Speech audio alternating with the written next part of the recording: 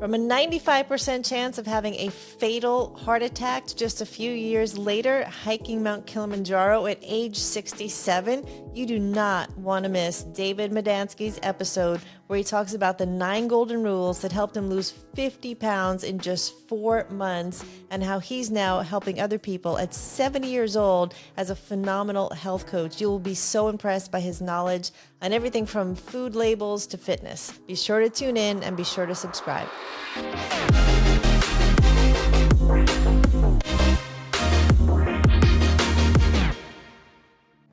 All right, welcome to the show, David. Nice to meet you. I'm looking forward to hearing your story. Hey, Kelly, how you doing today?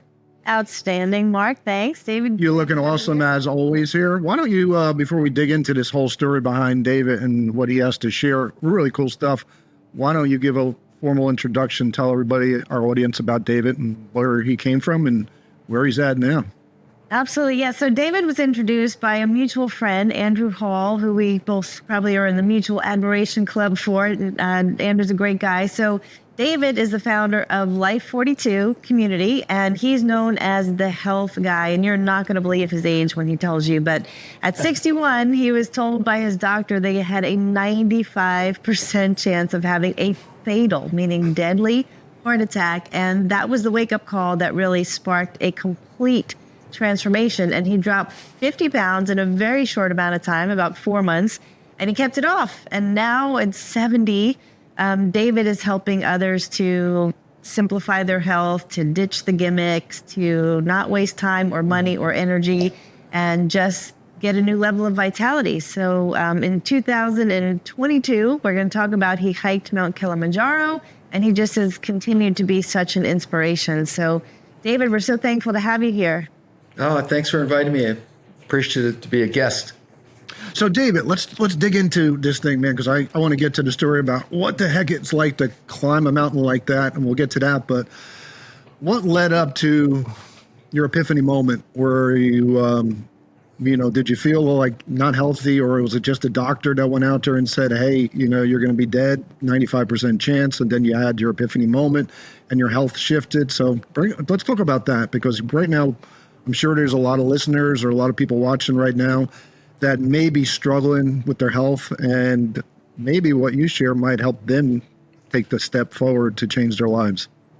Sure. When I was in my 20s and 30s, I was fit and trim and into health. However, like most people, life gets in the way with family obligations, work responsibilities. I stopped exercising. I stopped eating healthy, started eating fast foods, convenient foods. Takeout was, pizza. And before I realized it, the weight crept up on me. And when you gain 5 pounds a year, it may not seem like a lot. However, after 10 years, that's 50 pounds. And my doctor had been on me for 8 years to lose weight. If I did lose weight on a diet, I gained it all back, sometimes even more. Because what I learned is that diets are designed to fail. This time was different. The light bulb went off, and when my doctor told me, based on my lab results and that I was fat, I had a 95% chance for a fatal heart attack. Is that your doctor or is that your nurse? Which one was that? Okay. That was my dog. One of them. Got 3, unfortunately, that like to bark in the middle of things.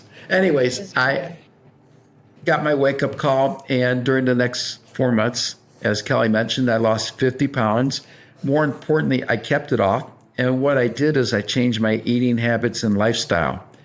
And it was a gradual thing. It was nothing dramatic. However, small, seemingly inconsequential changes can make a significant difference and give you great results if you give it enough time. So that's how I shed my weight and kept it off. And then I went back and started reading my books from the 1970s by Paul and Patricia Bragg, Jack LaLanne, Richard Simmons, and William Duffy's Sugar Blues. I realized they were talking about basic concepts, things we all know what to do, we just don't do.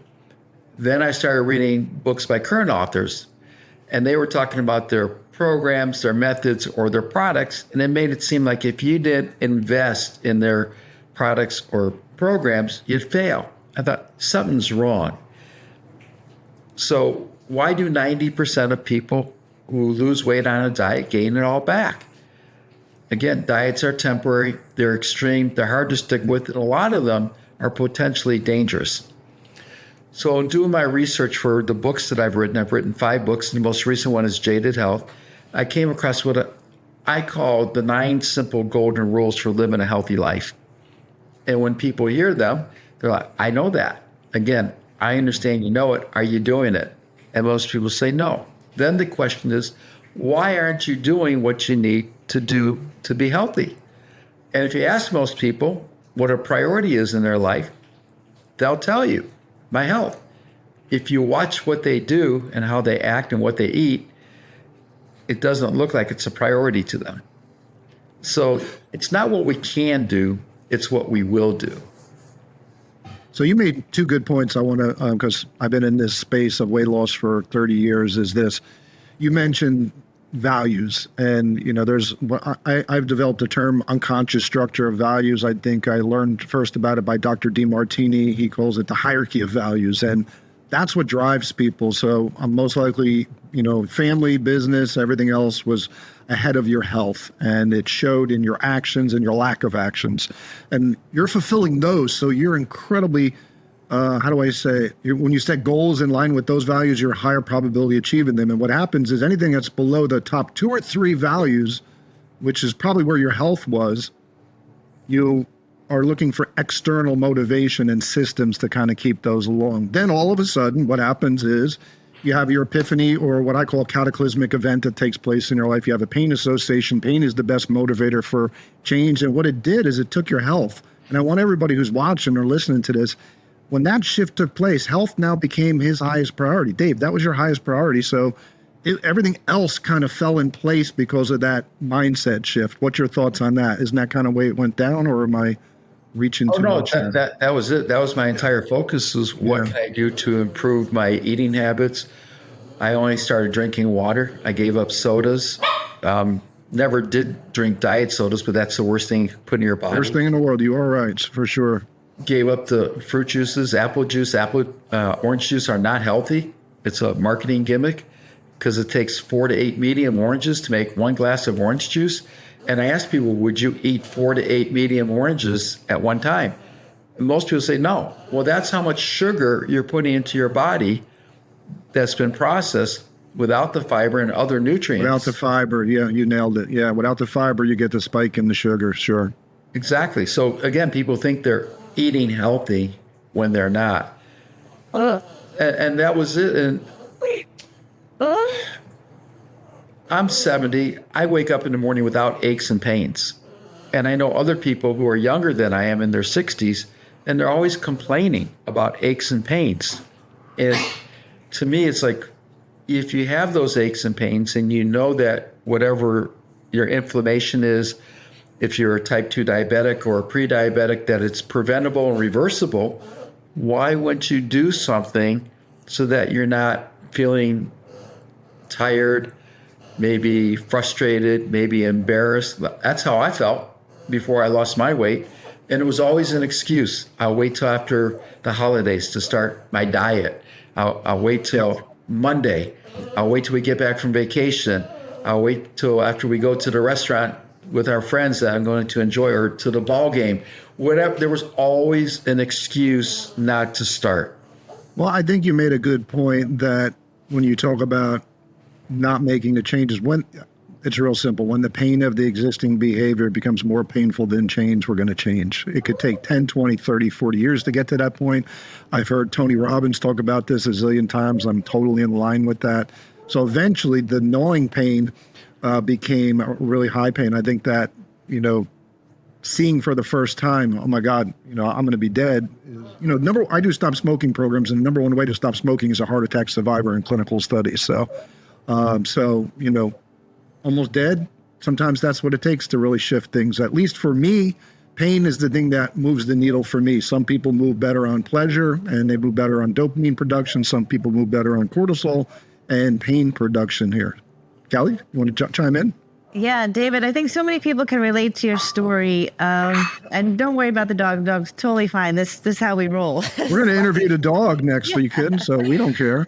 So many people can relate to, that slow fade or that creep of 5 pounds a year that just comes on, and all the yo-yo dieting and stopping and starting and waiting. And I think a majority of people can probably really relate. And then that cataclysmic moment, for some people, you wonder, like, how low do they have to get? What is it going to take? How much pain? How much, clothes not fitting, uncomfortable in the plane seat? I mean, everyone has a different place. And we're thankful you got there and did something about it. Can you tell us, you mentioned 9 things, like what specifically, besides the switching to water, were some of the things that you changed? The first golden rule is to drink more water, because 75% of the U.S. population is chronically dehydrated. Our bodies are 60 to 70% water, not the soda, diet soda, fruit juices, fruit-flavored beverages, or milk. The other thing is, a lot of times when people think they're hungry, they're thirsty. So drink water, because water is a natural appetite suppressant. It's also rehydrates your body. Number 2 is to avoid the highly processed, ultra-processed, and manufactured foods.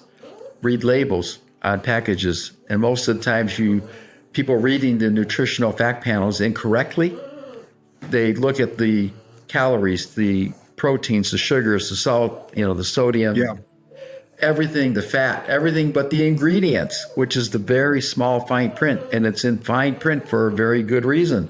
They don't want you to know what's in the product that you're putting into your body. So that's number 2. Number 3 is eat real, holistic, whole foods. Again, instead of drinking a glass of orange juice, eat an orange. Instead of having apple juice, eat the apple. It'll fill you up. It's got all the phytonutrients in there, more nutritional value, more fiber, a lot more benefit. Just, avoid the imitation fake meats, fake fishes, fake chicken. Just eat the real stuff. The Impossible Burger and Beyond Burger, they found, is more detrimental to your health than eating beef. Garbage. Exactly. Golden rule number 4 is to eat smaller portions. Our food portions have been supersized, and people have not realized it. In the 1900s, the average size dinner plate was 9 inches in diameter. Today, it's 12 inches, and in restaurants, it's 13 to 15 inches. Yet in Europe, except for the UK, the average size dinner plate is still 9 inches in diameter. So I tell people, use a salad plate instead of a dinner-sized plate, because when you put the exact same amount of food on a dinner-sized plate as a salad plate, it's an optical illusion. The food on the salad plate look like there's a lot more. Yeah. And the food on the dinner-sized plate will look like there's a lot less, and it can be as much of a difference as 25%. So you want to eat smaller portions. If you go to a restaurant, if you are able to split a meal with whoever you're with, if you're not, ask for a to-go box right away when you get your food from the server. Cut your meal in half, put half in the to-go box, and eat the rest. Now your portion size is proper, and you get 2 meals for the price of 1. So you save money. Golden rule number 5. Did you want to say something, Mark? No, go ahead. I'll comment afterward. Good practical tips. Keep going. Golden rule number 5 is to eat slower. We're all in a hurry now. We're in a rush. So a lot of times we do what I call mindless eating. We'll be working at our computers, at our desk, watching TV, even eating while we're driving, because we go through the drive-through, and you look down and the food is gone. If you're watching TV, the bag of pretzels, chips, or cookies is gone. So where did it go? Well, you ate it without realizing it. So Mark David wrote a book called The Slow Down Diet. And in there he says, if you take 5 minutes for breakfast, give yourself 10. And if you give yourself a minimum of 30 minutes for lunch and minimum for 30 minutes for dinner. Now, I'm not saying you have to eat breakfast, lunch, and dinner. I'm just informing the audience of what Mark David is saying for if those people do eat breakfast, lunch, and dinner. Because some people will eat 1 meal, some will eat 2 meals, some will eat 3 meals, and some people will follow the advice of people who say graze all day and eat such small portion sizes. So, again, do what's best for your body, yourself, and your schedule, but you want to slow down. And that's the main thing, is focus on the food. So if possible, don't work at your computer while you're eating. Sit at a kitchen table and eat there. Number 6 is to rest to digest. That's giving your body time to digest its food. Normally 12 hours. It depends on which expert you ask. One will say 12 hours minimum, one will say 14, one will say 16, some will say 18. For me, I advocate 12 hours minimum, and most people can do it without realizing it. So if you stop eating 3 hours before you go to bed and you get 7 to 8 hours of quality sleep, which is the next golden rule, and you wake up and you drink 20 ounces of water, that's what I do to rehydrate, and your first meal is 2 or 3 hours later, that's 12, 13 hours of an intermittent fast. So it gives your body a chance to digest the food. And a lot of people are like, well, yeah, I can do that. Again, I understand you can't do it. Will you do it? Golden rule number 7 is to get adequate sleep, 7 to 8 hours of quality sleep. Research shows that a person who is sleep deprived will consume an extra 500 calories the next day. On a side note, on the nutritional fact panel, they use 2,000 calories for determining nutritional value as a minimum. The average person in the United States will consume 3,600 calories a day. That's almost twice as much as what we need. Based on my research, most people need between 1,250 and 1,750 calories. So again, the nutritional fact panel is too high as far as daily allowance for calories. And not all calories are created equal. A Hershey bar has 125 calories, 0 nutritional benefit, or very little. An apple has about 90 to 100 calories. The difference being it takes your body 25 calories to process the apple, so it's a net of 75 calories, and it has a lot of nutritional value. And then golden rule number 8 is to think positive. 80% of our thoughts are negative. Imagine if we turned it around and made it 80% positive. So instead of focusing on the foods you're not able to eat that you enjoy, because they're scientifically engineer them to make them, addictive. They optimize your cravings for fat, salt, sugar, and texture. Howard Moskowitz worked for the food industries for 30 years. Campbell's Soup, Pragos, sauces, Dr. Pepper, and he bragged about a term he coined called bliss point. And that means that they've optimized the cravings to make it addictive. So focus on the foods that you enjoy that are healthy for you, because Oprah Winfrey says what we focus on expands. So we want to focus on things that are good for our body. Our bodies are an incredible machine. We want to put the right fuel in it. And then golden rule number 9 is simply walk each day or do physical activity. Rebel Wilson lost 77 pounds in 1 year simply walking an hour each day. Now, I understand not everybody has an hour to walk each day because of various responsibilities with work, family, or whatever. However, Mindy Kaling, when she had a 10 or 15 minute break, instead of doing social media or texting friends, she'd go for a 10 or 15 minute walk. If you do that 4 or 5 times throughout the day, you're getting 40 to 60 minutes of walking. When I talk about physical activity, I'm talking about getting up, walking the dogs, doing gardening, cleaning the house, whatever you're doing to move, that's a physical activity. And unfortunately, most people are living a sedentary life. I tell you what, you made some good points here. I think that, sorry, Kelly, I didn't mean to speak over you, but let me, while I've had my share of caffeine here, get my point across here. You use what we call the law of insignificance techniques, which basically, I'm a big fan of, win small battles and then you win the war. When you focus on the war, what's the war? I got to lose 100 pounds. I got to lose 80 pounds. I got to go to the gym. I got to buy all these healthy foods.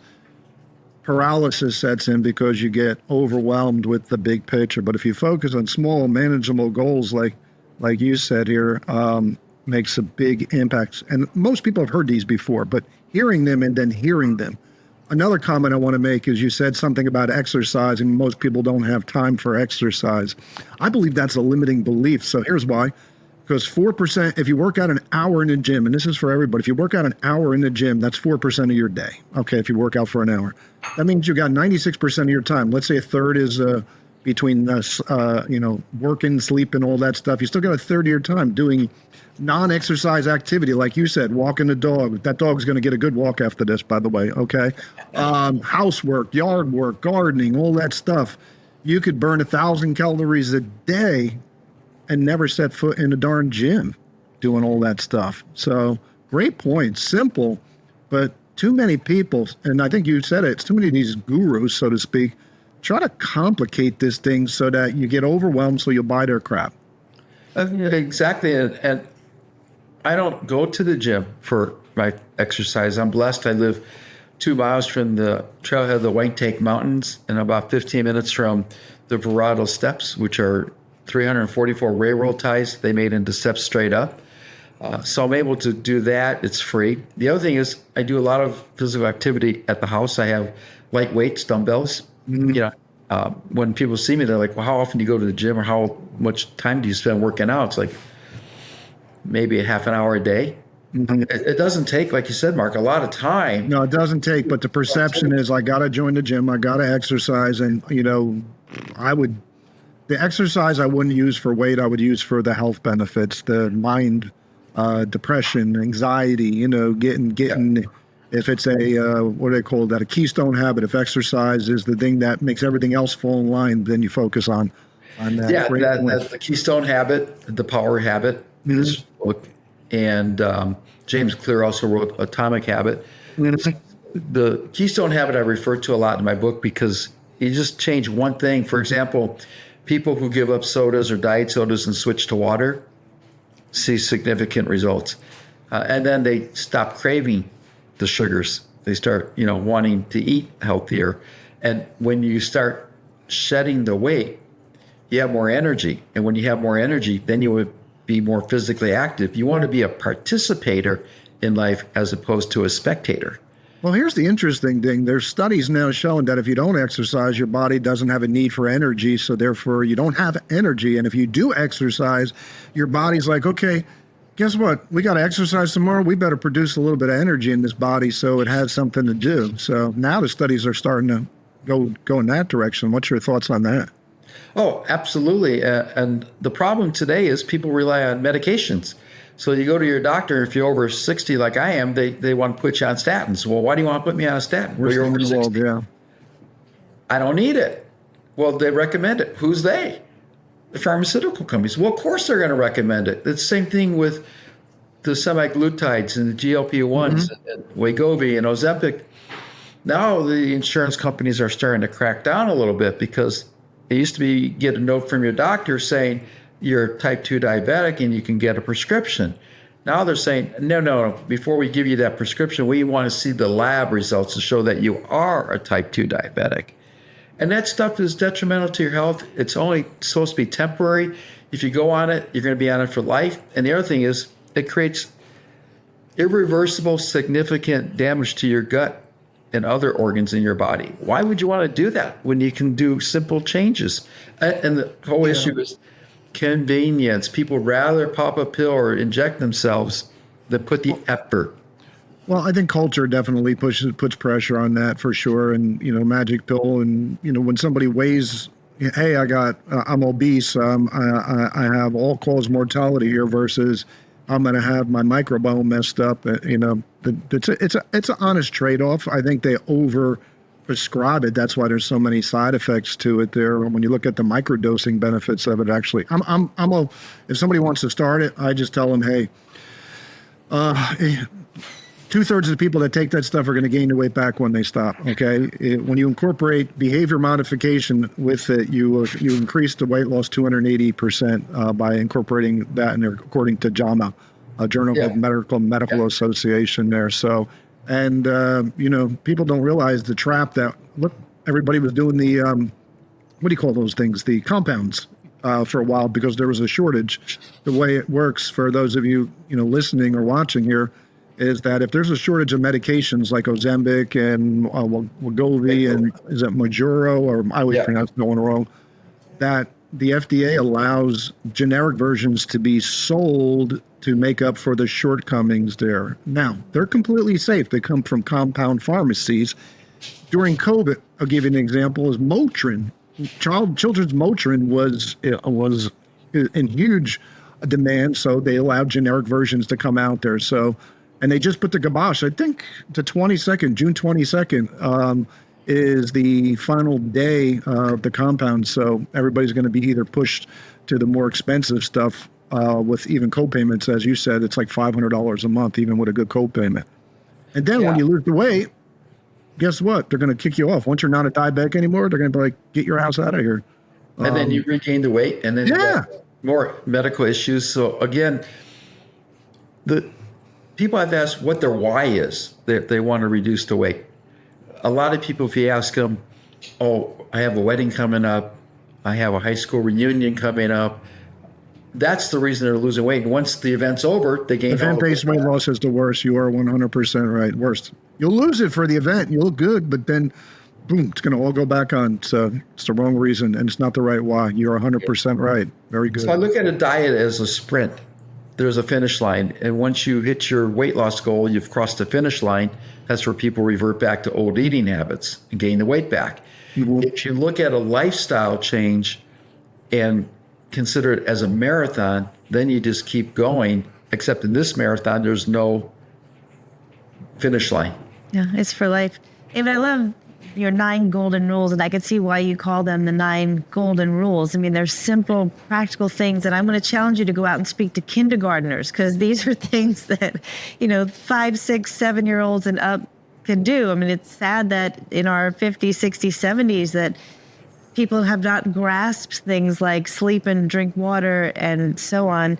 I just love that you're sharing all these things. And I love that you talk about Jack LaLanne. He was a hero of mine as well. I was at his 94th birthday party. That unfortunately was his last one. He never made it to 95. But I mean, this goes back to the Garden of Eden. If you think about the simplicity of just eat the natural things, move your body, go to bed when it's dark. But we've gotten so far away from it in the world of, fluorescent lights and technology and fake food. And so I'm so thankful that you're bringing this message back to any population at all. And I love that you talked about not only how you did it, but how you maintained it, that this is not an on, off, good, bad, stop, start thing, that this is, you might go out and have a piece of pizza one night, but then it's right back to the next, healthy meal. Oh, yeah. And I do enjoy pizza. I do enjoy a piece of pecan pie at Thanksgiving. However, it's a treat. It's not every day or every week. The other thing is, a couple of years ago, before COVID, my sister was out visiting, and we were walking to the Walmart from my mom's house to get a walk-in. And we were talking, and I said, yeah, we'll go there. And there are people who are overweight driving the shopping carts, and in their baskets will be the Wonder Bread, all the sodas and other, processed foods. And we walk in, the first person we see is driving a cart, and sure enough, that was what was in her cart. And we just kind of looked and laughed at each other.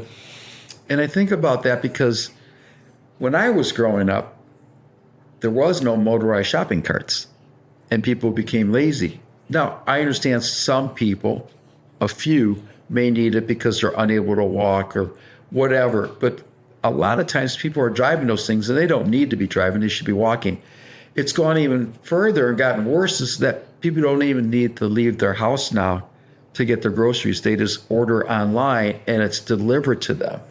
So they're not even walking in the grocery store to get their groceries. They're sitting at home waiting for it to be delivered.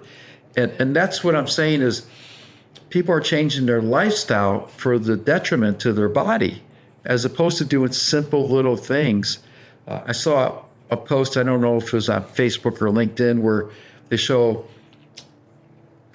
Indian hunter hunting food. Said this is how they got food about 150 years ago. And then today they show the person in the shopping cart going through the grocery aisles. This is how people get their food today. Big difference. Yeah, that's for sure.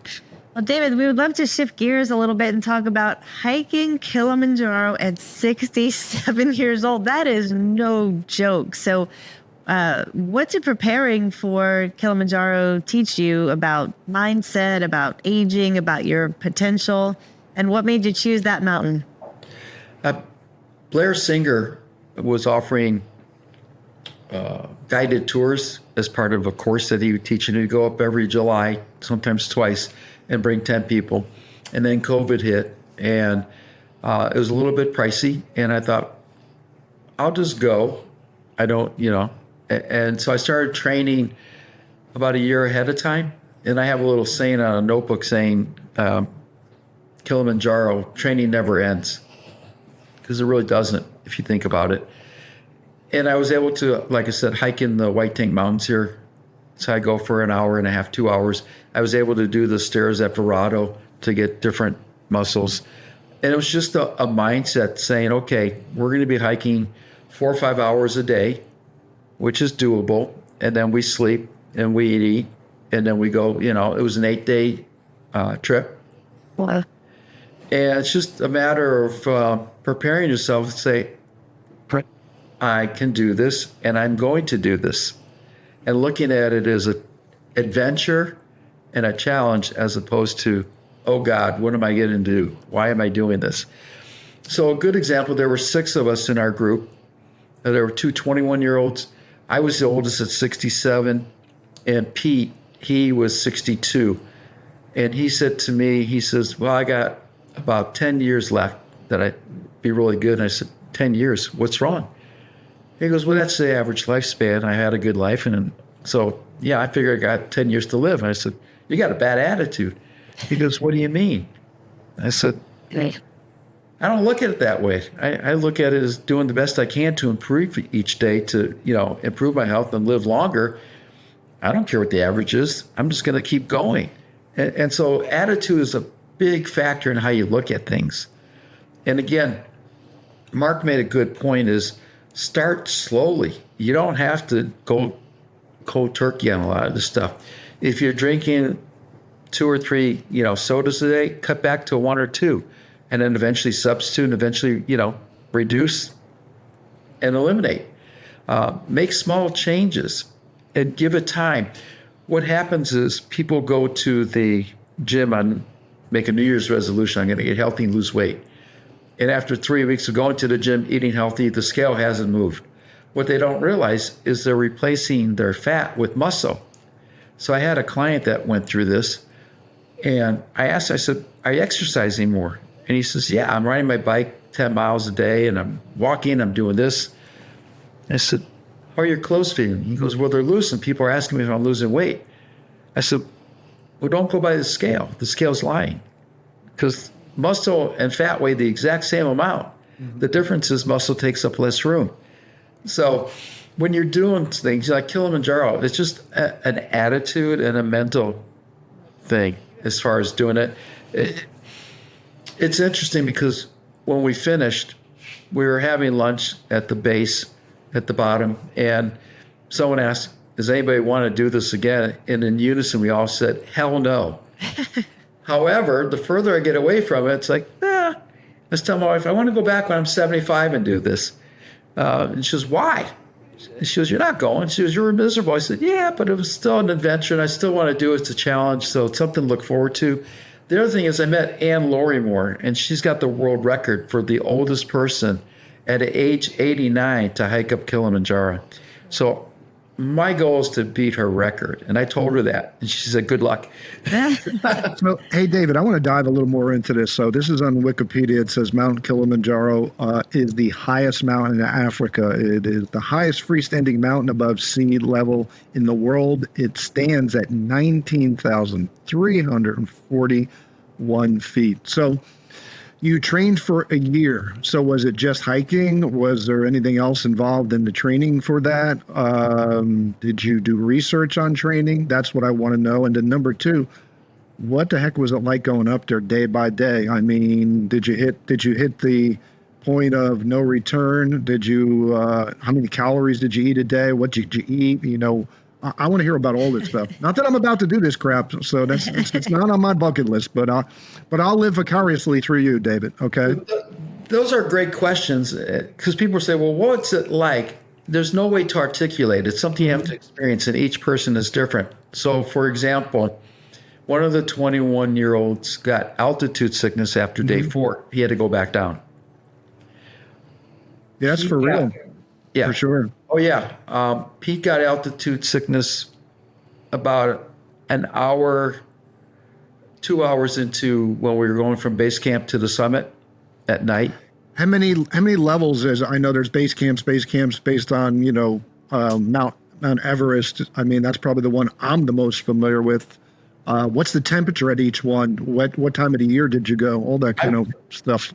I went in June, and at the bottom, you're wearing shorts and a t-shirt. Yeah. At the top, you're wearing winter clothes, and you're freezing. Yeah. It's desolate above 12,000 feet. Would that be considered your death zone, what they call a death zone, where you have very little oxygen, or is that more in Mount Everest? That's Mount Everest. Yeah. My sister did base camp at Everest and got altitude sickness when she got really? 17,000 feet, which is base camp. She wanted to go a little further to another area, but they wouldn't let her, and it was a good thing. I actually got altitude sickness about 2 hours from the top, from the summit. So I had to go back. What's that like? Is it like, is it like coming up in the water too fast where you get the bends, or what is that like? It's different for most people, but some of the symptoms are I was lightheaded, I was overheated, I was nauseous, and just wasn't feeling good, headache. And so as soon as Robert, the guide, heard that, because they were wanting me to finish, because being the oldest, and he says, "You're done." The food, I brought my own food for the most part, some nuts and some Truvani 1 bars. They give you food. It's lacks nutrition. It's all processed because they have eggs. So I was surprised, but they do carry up eggs. My issue was I brushed my teeth with water. I didn't swallow, and I had the problem. The Imodium AD was not working well. So they put me on a ginger tea. So the water made you sick, yeah. Yeah, rice and banana diet, which I was very happy just having the ginger tea, the rice and the banana, and my nuts and other things, and not having to eat the other food that they were making, because I didn't like it. I don't eat processed food, so they're most of it was in packages, snacked. Yeah. And what was your backpack weight? How much did that thing weigh, carrying that thing up? That was about 30 pounds. That's a lot, man. That's a lot when you're carrying it at that altitude, for sure. So did you train with did you train with like a weighted vest, or yeah? That's what I did when I was training. I fill my water bottle in my backpack, which is about 3 liters. It's about 20 pounds right there. That's why it's so heavy. So listen to this. Listen to this. Is it according to reports and records of the, how do I say that, Tanzania. Yeah. Authorities, out of the 30 to 50,000 climbers each year, there is an average of 3 to 10 deaths. The main cause of death on this mountain is extreme cases of altitude sickness. So, which is very low, but it's still, for the 3 to 10 people, it's still pretty crazy. So here's what is interesting, Mark. There were 6 of us. We had 30 porters helping us because of carrying everything, and they go up and down. Two of those porters got altitude sickness and had to go back, and they've done this before. So it doesn't matter what kind of condition you're in. It doesn't matter your age, and it doesn't matter how many times you've done it. It affects you or it doesn't. There's no rhyme or reason to it. Yeah, it's crazy. So I'd love to ask you, I was going to say, just, mentally, does fear set in? Do you have any doubts as you're making it to the top? Were there moments where you thought, I might turn back? What was your mindset like? No, my mindset was, how much further to the next rest area, and how much further to our next, where we're camping, overnight. I just kept focusing on going forward, where I was heading. I never thought once of going back. I never thought once of stopping. You go slow, and they tell you it's not a race to the top. It's not how fast you get there. It's just getting there. So you always go at a slow pace. And there's a lot of people in different groups from different companies that are on the trail. So when we left base camp to go up at night, you see a big winding thing of lights going up. It's kind of cool to see that. And again, knowing what I know now, I will be better prepared the second time I go, because I won't bring as many clothes. I won't bring as many things that I had that I was carrying that I didn't need.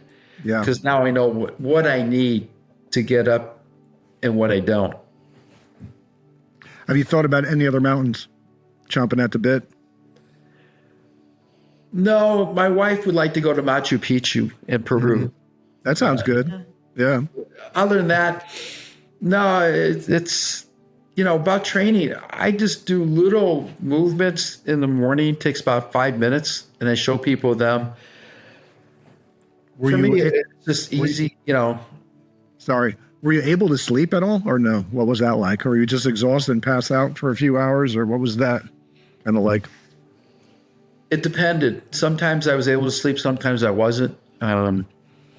Sometimes you have to get up in the middle of the night to relieve yourself. Yeah.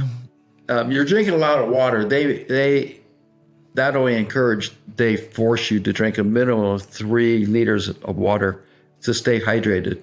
And that's the reason most people get altitude sickness or don't make it, is they're not drinking enough water. That's what happened to my sister when she did base camp at Everest. She wasn't drinking enough water, and she knows better. She hikes all the time, and she goes on various trips. And I was like, why? And she just wasn't thinking about it. So Kelly, you're adventurous. You did a big old hike just recently. We're talking about prior to starting this thing. What do you think, Kelly? You gonna is this on your bucket list? I have a friend who's done it, and he's taken me through the details of it, and everything David is saying is correct. The 21-year-olds who took off and tried to get there the fastest, they didn't make it, and it is a slow and steady, and so many life lessons learned along the way. I don't know if there's any of those you want to share, but for Mother's Day about a month ago, I decided I wanted to do the Manitou Incline. So it's 2,278 steps. And my goal was to do it in 45 minutes. And I did. I hit a high heart rate of 181. It was a good challenge, and the fun of seeing other people go up and coming down. Manitou Springs in Colorado. I actually did that. I only got to 1,800 steps. And I decided we had things to do in the afternoon. I was not going to push it. Okay. And the altitude, again, flying in the day before, I didn't have time to adjust to the altitude. A friend of mine, he went a couple months later and did all of it like you did. And I asked him, I said, how were you afterwards? And he says, his wife was very upset with him. I said, why? He says, it took me 3 days to recover. I was unable to move, and it kind of ruined the vacation. Yes. Yeah, my calves were a little bit sore, but we went hiking. We hiked the day before, and the day after we were in Red Rocks, and we were in the Royal Gorge Bridge Park, and so we kept going. I just was massaging my calves. David, Kelly didn't tell you she carried me up too along the way. So I did it too, but I piggybacked. So any other life lessons from the climb, David? I mean, you're so calm and so mentally strong and seem like such a peaceful guy that nothing really rocks you, but any life lessons that you took away? Yeah, actually, I brought a notebook to make notes at night. And so I wrote some notes in there. And what I learned, it's not the destination, it's the journey. Amen. And you can make it whatever you want. And so when I went to my high school 50th reunion a couple years ago, people were coming in and, they were talking about their heart attacks, which I avoided, their strokes, their knee replacements, hip replacements, their different cancers, different other ailments. And they're looking at me and they're like, what are you doing? and it was funny because one of the classmates came up to me and he says, I thought I was in the wrong place. I said, why? He goes, well, I saw a bunch of old people. I said, oh, I said, no, we're in the right place. And so my wife looks very young, and we go out and we're looking at people, and we talk and interact with 35-year-olds, 40-year-olds, and people, that age group. And for some reason, they don't know that we're in our 70s. And it just kind of, age is a number. And so some people don't look forward to birthdays because it's another number for them. For me, I look forward to every year that I make it. Yeah. And so again, I'm looking forward, not dreading it. It's great. It's a great attitude. And the older you get, the greater the spread becomes. Like when you're 30s, maybe you're still drinking, partying, whatever. But the older you get, the choices you make, it just makes a tremendous difference. If we're just people watching and guessing the ages, you really can reverse age. And Yes. I think the story of you, 50 pounds overweight, cataclysmic event, let's call it a near-death experience, because it's certainly when the doctor says, hey, if you don't change, you're going to be dead. I guess I can kind of tie that in. Dana White went out there working with Gary Brecka, and he went out there and changed his whole life. But if it wasn't until he got the horrible results of everything through getting his blood work done through Gary's companies, that he had that epiphany moment. So sometimes it takes to shake it. But guess what? 62, you said 62 years old you did it at, right? 67. 67 you did it at. My apologies. Oh my gosh, that's amazing. Yeah, well, Bob Harper is a good example too from The Biggest Loser. Yeah, had a heart attack. Yeah, for sure. At the gym. Yeah.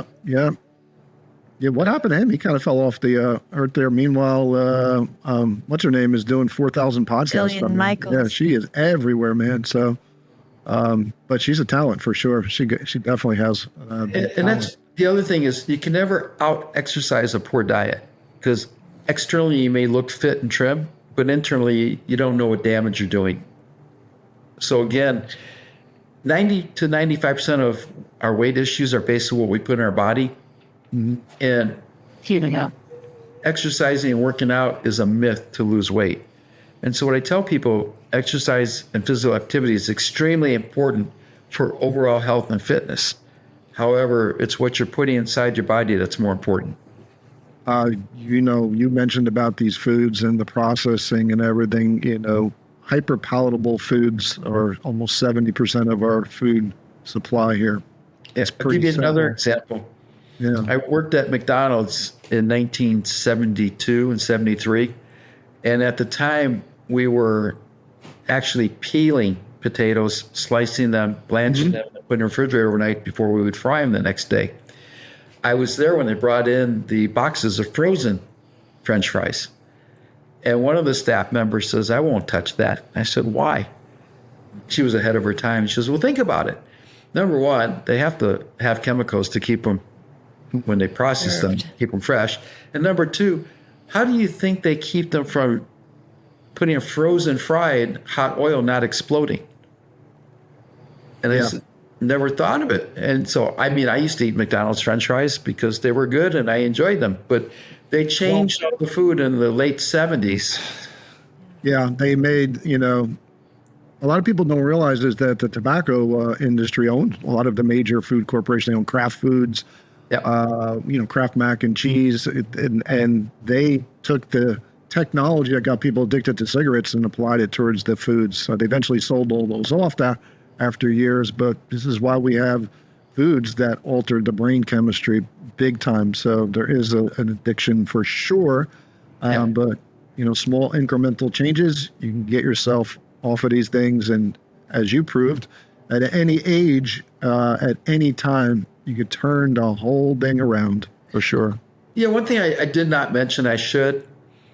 When I was hiking, my knees would hurt a lot. And so I got the injection for the gel. How did that work for you, David? Because I got two torn meniscus and from 20 years of jump rope, and I've been thinking about the gels or stem cells. So, well, here's the interesting thing, Mark. I got it when I was training, and I went back a year later, about 4 months before I was going to do Kilimanjaro, and doctor says, why'd you wait so long? I said, they're feeling fine. Didn't think I needed it. He says, no, you need to do it every 6 months, 9 months at most. And that's what they recommend. And so he says, don't wait so long. So I got the gel and I did Kilimanjaro. I have not had anything or any knee issues since then. However, I don't believe it was, the gel helped, don't get me wrong. but by changing my diet and reducing the inflammation. Inflammation, that's the key thing. So, yeah. And so I take some nutritional supplements that I believe have been working. A couple of my clients I've suggested, I don't make any money off of it, that they've used it. They got some good results. They gave it enough time. I gave it to my sister who has knee issues, and she said it doesn't work. She only gave it 30 days. I said, you have to give it 60 to 90 days. She goes, no, I'll just go to my trainer and I said, okay, whatever. She's a pharmacist, so she knows best. Well, David, so you're known as the health guy now. So this event for you really turned things around, that you have now dedicated your time and years to helping other people. What did you do before, and what does your health coaching business look like now? Well, before I was a divorce lawyer. Okay. I know how to do research. we both could have used you, David, by the way. Yeah. Mine was 6 years long. So, Mine was 30 days, but 7 years ago. Yeah, well, 30 days. now instead of breaking up families, I help people stay healthy. So you went from a divorce attorney, which is dealing with other people's crap all day long, which is probably the reason why you gained all the weight, because you're channeling all the dog duty of everybody's lives. Yeah, and then I became a world-class expert at playing casino craps, and I wrote 6 books on that. Yeah, I saw that. So, Wow, yeah. So I craps was is an wondering, is this the interesting same game. David? Yeah, it is. Reinventing yourself. Hey, it's a journey. I like to be a learn-it-all, not a know-it-all. So I did that for a while, and then I wrote, some novels. 2 are published, one's not. Out of the 3, and then I started working on the books. Mike Keening, I was at an author event, and that's what started my writing the books on health and weight loss. He was saying, here's how you're going to write your book. And so he was doing it, and he says, write down 10 questions that people ask you as an expert. Write down 10 questions people should ask you that they don't. I wrote down 30 questions about craps, threw my pen down. He saw me, because I wasn't going to write another book on craps. And he says, for those of you who don't know what to write about, aren't an expert, if you have a life transformation, write about that. I thought, oh, I'm in the middle of my weight loss journey. I'll write about that. Start writing questions about that. And the next person gets up on stage. He says, I lost 100 pounds in the last year, and then it goes on. I thought, okay, this is what I need to write about. This is how I have to help people. And that's what I'm doing. That people are like, why do you charge so little to help people? I don't want money to be an obstacle or a reason people not to. And I want to expose the food industry, the pharmaceutical industry, and the diet and weight loss industries for the deceptive marketing tactics they use. A friend of mine, Michaela Gaffenstone, has a quote, and she says, the food companies will get you sick, big pharma will keep you sick, and the diet and weight loss industries are aiding and abetting both of them. I call it the obesity matrix. So it literally is everything has been designed over the last so many years to get people fat, sick, and keep them on drugs, no doubt. It's all about money, and it's also about control. So I'm sorry, go ahead. Yeah, that's people don't realize what is happening. You see the commercials on TV with people with type 2 diabetes singing and dancing that are overweight. I'm like, who's happy to be having type 2 diabetes? So let's talk about that. Let's talk about what's going on now with the current administration and Make America Healthy Again. There's a lot of changes. What is it that you've seen that you're pretty excited about, and what are things that you think we need to step up a little bit when it comes? Obviously, they're changing food labels here. So what's your take? The one good thing is I met Vani Harry, the author of Feeding You Lies. She's known as the food babe. Getting the dyes out of cereals. She exploded over on this thing, so good for her. So she's been out there. So well, when she wrote the book Feeding You Lies, she was getting death threats from the food companies, and they made some changes, but it was getting, so she kind of went off the grid when she had her kids, and then she realized she had to come back on, and so that's what she's doing. I think she's awesome. I've read her book. Dr. David Friedman's one of my mentors, who I look to. But getting the ingredients back to normal. When I was growing up, if you look at a box of cereal, it maybe had 5 or 6 ingredients. It was done to make you healthy.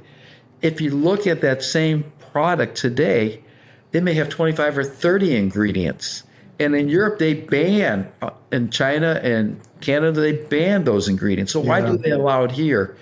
The other thing is it's not necessary. The example I use is Gatorade. In the 1970s, when it was developed, there was 5 or 6 ingredients. Today, there are 13. The only 2 original is water and sugar. Why do you need all the chemicals? High fructose corn syrup wasn't available until the late 1970s, 77, 78. Olean, which is formerly known as Olestra, was used for fat reducing. It's a drug. It was done as a cholesterol reducing drug, and they found out they could put it in food and make money from it. So again, it's not the food we're eating, it's what they've done to the food that we're eating. I don't eat chicken because when you look at a chicken from the 1940s and 50s compared to a chicken today, our chickens here are 4 to 5 times larger. 2 examples. My wife went to the grocery store and bought a package of chicken for the dogs. She thought she was getting 4 breasts. There were 2. We cooked it. The dogs wouldn't touch it. My mom did the same thing. She bought a package of chicken breasts thinking there were 4. There were 2. She didn't even bother cooking. She just threw it out. It's not normal. It's not natural. Now, I do eat chicken in foreign countries because the portions, the sizes are a lot smaller. When you look at a chicken breast in a foreign country or a thigh, it's a lot smaller than the chicken thigh or chicken breast here. And the other thing is, if you read the label at the fine print on the front, usually it'll say 20 to 25% water or vegetable broth injected into the chicken. Well, why do they need to do that? Because they sell by the weight, by pounds. So they want to increase their profit margin. It's not good for you. The other thing is can of tuna. If you look at the front, it'll say packed in water or oil. I look at the water. If you turn it over and look at the ingredients, it'll say tuna, water, vegetable broth, sea salt or salt. Well, what's in the vegetable broth? Well, they can have up to 168 different compounds in there without disclosing it. Why do you need to put that in the tuna? Because it is a preservative and it increases shelf life. So same thing with ice cream. They've added a chemical because they found what was happening is when they made the ice cream at the plant, and then it would go onto the truck, go into the grocery store, go from the grocery store to your house. Along the way, it may get soft or melt. When it refreezes, it crystallizes. So now they've added a chemical in there to keep it from crystallizing if it melts. One of our relatives, their 4-year-old, accidentally put his ice cream sandwich into the refrigerator instead of the freezer. The next day, it was still in perfect shape. It did not melt. And it was supposed to be ice cream. The other thing is American cheese. They can no longer call it American cheese. They call it American slices because it doesn't have 51% milk. It's chemicals. It's, it sweats. If you leave it out and you see the beads of oil, that's the hydrogenated oil coming out. So if you see the stuff, you don't want to eat it if you know what's in it. And we're going to bring you back for a food label podcast. So is your take that we're moving in the right direction, too slow, on pace? Or, I mean, we got 10,000 chemicals in our foods when the average other country has about 300 to 400. So obviously that is the case. We got 3.5 years to chisel away some ground here. So in my opinion, they're moving too slow. And what I would like to see is it done immediately is to ban all prescription medication commercials on television. There is absolutely no reason to be showing the public prescription medication and telling them this is what's going to make you look good, feel good, go dancing around, not knowing when they talk about the side effects, they talk about it very slowly. They don't report all of them. They report a very small print at the bottom. And my wife and I are 80% of commercials on TV right now are prescription drugs. You know, it's interesting. I was just sharing this with Kelly. This just came out as of Wednesday, June 18th. RFK wants to crack down on drug ads. This could cripple some broadcasters. So, you know, this is 70% of the income for your legacy media. If this takes place, which I am all for, okay, because, I mean, for my primary business, that'll open up a business advertising avenue that would not be there. That window, I definitely want to be able to capitalize on as an entrepreneur. But we're only one of two countries that actually does this. So what is it? Netherlands is the other country? I think it's the Netherlands and us are the only one or two countries that advertise drugs on TV to consumers there. It is the majority of their income. So that's a tough battle, but man, that would be so great. It really would. But they did it with cigarettes. They banned it. Yeah, well, they were forced to ban that based on their settlements and stuff like that for the most part here. So, well, what's interesting is there are now lawsuits being brought on by young people in their 20s and 30s against the food companies for the ailments that they're suffering now. Yeah, but they can't. They did that. They tried to get that legislation through, and that legislation just fell apart. So, well, I understand, but the lawsuits are. Yeah, we can't. We should be able to sue the food manufacturers. I mean, they're putting all this crap in our foods. I mean, they should be personally responsible for anything from addiction on down the line. But my understanding is lawsuits are still pending, and they're still going after the food companies. Coca-Cola is one of them because it is addicting. They don't have any disclosure as far as negative effects. Let me add one thing, caveat, or one thing to this. I'm a big proponent of something that we don't talk about a lot because it's really just a food additive, which is monosodium glutamate, which is MSG. So, well, it's in Chinese food. I don't eat a lot of Chinese food, Mark. Well, it's not just in Chinese food, okay? There's, I think, 23 different versions of it. When you go to Costco and you get something healthy, like I look and I'm like, oh, this looks pretty good here. Catalina, they're probably not going to advertise or whatever snacks or something like that. Looks pretty healthy. Then I get down, it says yeast extract. Yeast extract is a form of MSG. Now, what's the problem with that? Well, number one, it's banned in the UK for children's foods. And it is in our food system marketed to our children. Sometimes in a food, it'll be in there 3 to 4 different ways. So my question is this. If MSG is not that bad, why the hell are they changing the name on it to hide it? Because it is bad for you, and that's the problem. Same thing with Olestra when it came out. They had to put warning labels. Procter & Gamble had to put warning labels on the food, and then people stopped buying it because they realized it was, having negative side effects. And Procter & Gamble persuaded, Congress to not have to put warning labels on. So they changed the name to Olean. I remember that. And so anytime you see something fat-free, it's got Olean in it, you don't want to put in your body. It's a drug. The other thing, aspartame wasn't around before 1980. Yeah. And that is the artificial sweetener used in the diet sodas and diet foods. Because people know that there are 92 known negative side effects of aspartame. One of them causes weight gain. And people are like, well, how does something with 0 calories cause weight gain? Well, 2 reasons. One, aspartame inhibits your body from absorbing vitamins, minerals, and nutrients. And number 2, it increases your cravings for sweets. So you want to maybe have the diet soda and then you go have a donut, piece of cake, or a hot fudge sundae. So you're defeating the purpose. They are now changing the name from aspartame to amino sweets. Amino sweets, I saw that, yeah. So I wrote a book. I wrote a book last year on artificial sweeteners called "Sweet as Lies." So yeah. So again, year and a half doing due diligence on that.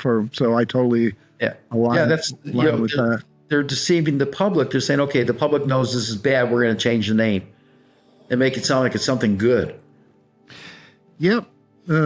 What's the saying? You're a Texas girl now. When you put lipstick on a pig, it's still a pig. Yeah. What's the saying? Something like that. Yeah.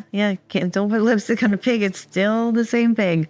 Trying to make it look pretty, and with marketing and all this caffeine they're putting in kids' drinks and all these e-cigs. They're trying to make look healthy, and then kids are winding up in the hospital having heart attacks and collapsed lungs. And they make it look good on the package and in the commercials. And these young Well, yeah, don't even get me started about the whole another generation of lies that was put with the jewels and all this stuff, and we just let them get away with it. It's sad that we let them get away with that entire process here. So, Yeah, again, it's what I tell people. It's not the food we're eating; it's what they've done to the food. Eggs are a big example. Eggs are not uniformly white. They go through a bleaching process. I only get pasture eggs, and there's a difference between cage-free and range-free. Range-free and cage-free is another marketing deception. Those are hens that are in a big barn, and maybe a handful of hens are available or able to get outside. So again, it's deceptive marketing. It's not healthy for you. You want to get pasture eggs. Pasture, they have to have outside 108 square feet for each hen, and they have to forage for their own food. So if you see a carton of eggs that says grain-fed, that's soy and corn, or special feed, again, it's soy and corn. If that's what the hen's eating, that's what the egg's getting, that's what you're putting in your body. So when people think they're gluten-free, they're not. yeah, plus the grains most likely are glyphosate, which is the pesticide which totally destroys your microbiome. And that I think is something that we're going to really see. So I think we're going to. So when it gets back to these food labels, here's my kind of thoughts on these things. Number one is this: I don't think we're doing enough. I agree with you on that, David. So I don't think we're doing enough in a timely fashion here. Number two, I think we're going to see a lot of changes when it comes to things like glyphosate in the foods. I think it's just going to be a stronger warning label like the cigarette labels. Will that deter people? Ultimately, I think what deters people is peer pressure. Like, think about, why did we have the biggest shift? 18% of our population smokes in this country, 36%, 33% in Europe. What made it go down is the way we made it almost impossible to smoke anywhere. So you became almost... the stigma was really what I think inspired people. Plus, they're charging in New York City $18.99 a pack. That didn't hurt either. So, well, the other thing with cigarettes here and cigarettes in Europe, they're different. Here, they would add sugar to the tobacco. They would also add other chemicals, which was more toxic to the lungs. And in Europe, they didn't put the sugar and the other chemicals. It's true. Yeah. So people don't realize that, again, they're being deceived, thinking it's something. It's just I think the good point you're making is the food system today is not what mom and dad, depending on how old you are, grandma and grandpa's food system. Where, I mean, you think about it, David, you grew up on what we all call organic foods now. You grew up on the butcher meats. You grew up on going in at the local produce and there wasn't a whole crop load of stuff that was put in the 70s on.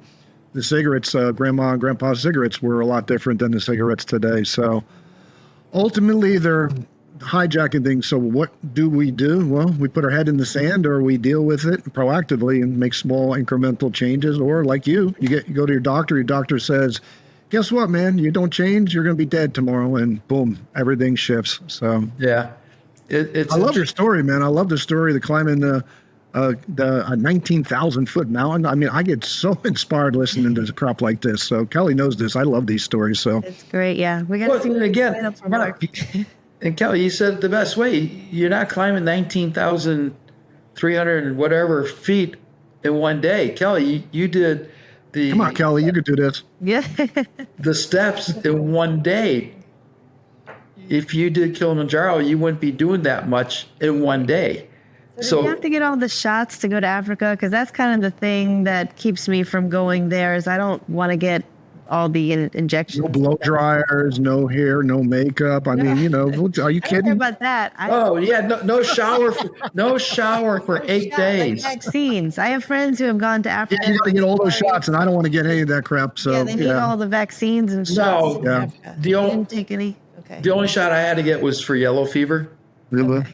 That was it. I have not got the COVID injection. I refuse to call it a vaccine. It's not. It's a shot. Yes. I didn't get it. I went after COVID was over. Okay. But the only thing they do require and recommend is the yellow fever. Okay. Yeah, I have David- friends who've gone on safaris and they're, for weeks and months before getting all these shots. I'm like, I'm out on Africa just for, I don't want any vaccines or shots, but I'm up for a good climb though. Yeah, the thing is, 8 days you have no showers. They give you some water to wash, so you bring Clean up. baby wipes or something to towel off a little bit. So, but everybody smells at the same time, so you don't know who's the one that smells worst. So, Dave, let me ask you, if you don't mind sharing, how much was the investment to do this back only a few years ago, in 22? So, how much was the investment? Everything, including the airfare, the trip, the equipment, because you need to have certain equipment, was about $6,000. That's not actually about bad. If you spend that going to the Bahamas, man, so, geez. I just got this at the mailbox today. I've done some of these back roads, multi-sport adventures, and that's a $10,000 week.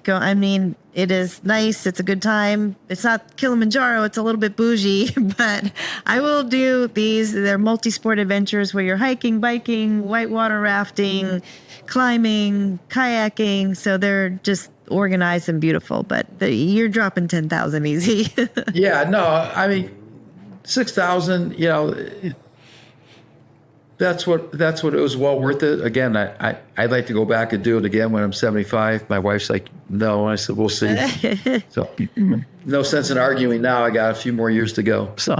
Well, Dave, sure. you've been a great guest, and I'm just so impressed by your knowledge and this new career of yours that you've started and reinvented yourself and really rose as such a incredible expert. We like to have a little fun towards the end of our interview and just do a little speed round to help us get to know you even a little bit more. And so these are just kind of quick answers. So number one is, what is a favorite healthy food that you used to hate? Broccoli. Okay. So, do you still hate it or no? Or you No, like it? I actually like it now. Okay. What is one fitness fad you think is total BS? 10,000 steps a day. Okay. What one daily habit do you swear by? Drinking a minimum of 100 ounces of water. Okay. All right, stress. What do you do to relieve stress at this point in your life? Or you don't have any. Dave's so chill, man. So he's just literally like, slow and steady. Maybe that comes with maturity. I don't know. So, but if you do have stress, how do you relieve stress? Exercise, go for a walk, go for a hike. Sometimes I'll just yell at the TV if I get mad watching the news, so I stop watching the news. Yeah, I find myself doing that now more and more, yelling at the TV. So, but Hey, it's very therapeutic. And I tell, some clients when they're upset, you have better luck talking to the wall. At least the wall will listen to you and won't talk back. That's good. What is one thing people get wrong about weight loss?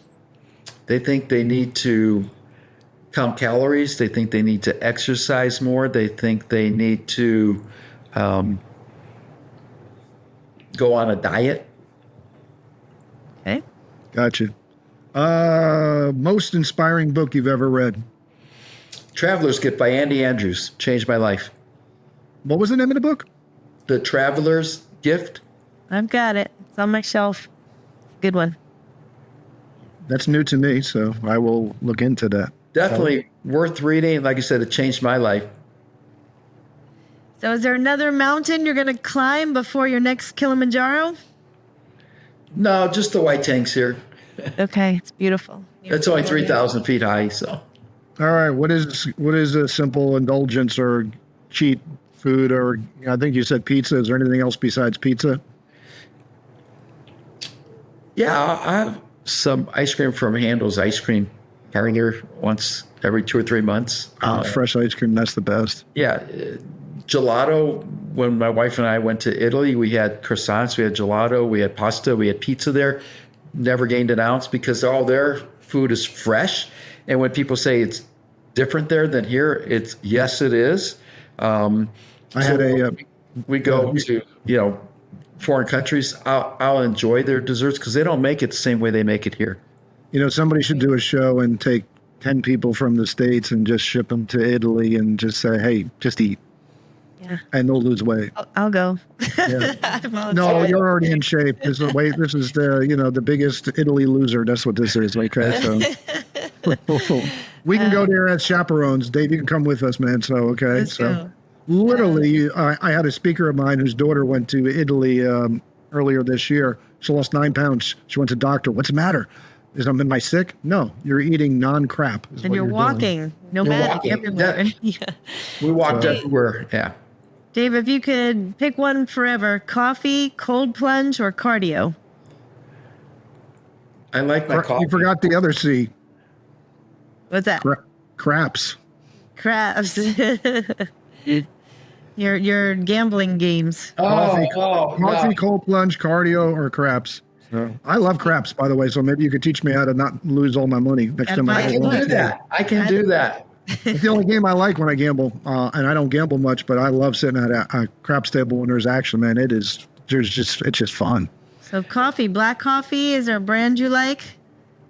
No, I tend to get the organic. I tend to spend a little bit extra money to get the, from foreign countries. I guess most of it's from foreign countries, but we were just in the Dominican Republic, so I picked up some coffee there. Good for you. There is nothing better than a good quality cup of coffee from a place. Yeah, for sure. Not the Because crap it doesn't they have sell the in chemicals Mexico. added to it. Yeah, it is amazing. Amazing, simple pleasure. So I agree with you on that one. One thing you want every 50 plus listener, 60 plus listener, and 70 plus listener, since you are a 70, to believe today. What's the one thing you want everybody to believe? What they should believe? Kelly wrote the question. Yeah. Yeah. So just kind of your message that you would say to anyone 50 and above about being healthy. What do you want people to believe about being healthy? That they can be healthy, and it just takes a little bit of effort. They can do the 9 simple golden rules. And if they want, there's 7, I call it 7 daily tasks for the Life 42. You're going to have to get your book. Yeah. And the 7 daily tasks, I asked people, are you able to do this? And like, yes. And I said, will you do it? And some people, yeah, I'll do it. And they're actually doing it. And that's the beauty of it. 2 of the tasks are real simple. One is avoid alcohol. And then in the 42 days, you get 5 days of grace. So if you are not perfect for one day, you don't.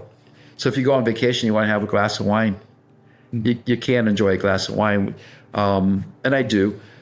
The other thing is just one of the affirmations you have to read is everything I eat and drink heals and nourishes my body, which helps me achieve and maintain healthy weight. Great affirmation. Yeah, that's powerful. So David, we do want people to get your books and find out about your programs. Yeah. So where can they connect with you to find out more about your work and your coaching? They can go to jadedhealth.com. They can find me on LinkedIn. They can find me on Facebook. Mm-hmm. Excellent. And you have a community. I think you call it a community. So yeah, it's the Life 42 Health Reset Community. Okay. And I made it simple, very inexpensive, only $10 a month. Wow. Well, that's affordable. Everyone can. That's a trip through Starbucks for people. Not only that, Kelly, when you enroll, you get a paperback signed copy of the Jaded Health book, and you get a spiral bound copy of the Life 42 Daily Tracker. Wow. As part of the enrollment as a bonus. So again, the first month, you're basically paying for the book. Wow.